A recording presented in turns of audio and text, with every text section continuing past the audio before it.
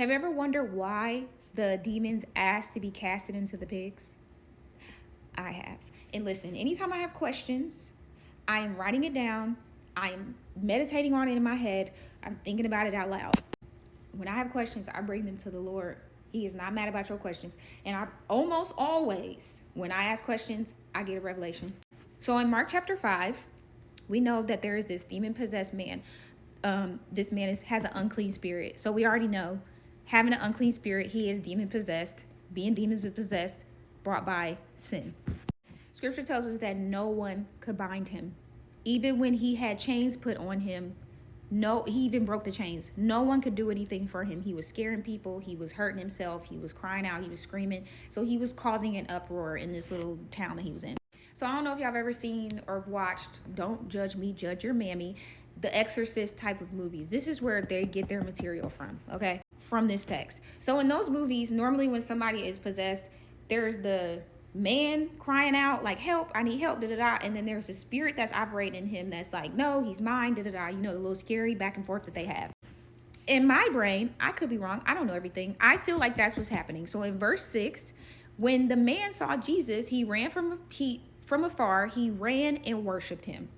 Now, correct me if I'm wrong. Where in scripture are the demons worshiping Jesus? They know that Jesus is real. They believe in Jesus, but they don't worship him. That is why they are demons.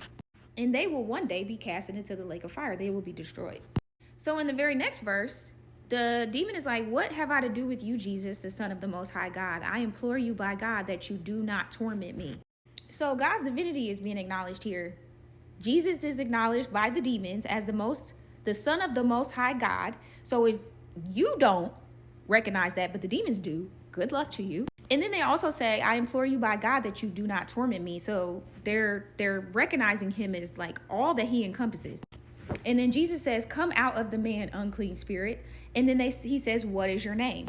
Now, people have tried to say, like, he says, come out of him, and then he doesn't come out. So they're like, oh, Jesus was struggling with a demon. No, Jesus was showing authority, and Jesus was showing more. So stay tuned. So they say, what is your name? And then the demons say, my name is Legion, for we are many. So this shows that what these average human beings were dealing with was a legion of demons, many.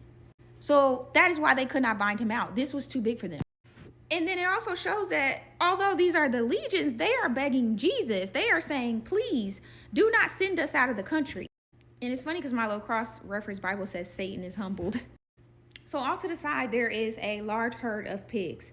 So then the demons ask for permission. They say, send us into the pigs that we may enter them.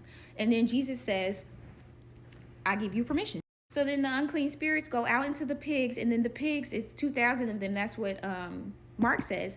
They go run violently down into the sea and then they drown.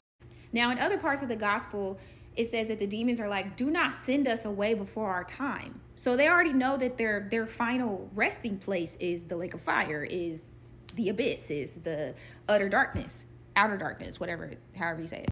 What I think people miss here is that the demons said, we don't want to leave the country. We don't want to go to hell. What is our other option? The only other option they had as unclean spirits was to go into the unclean beings.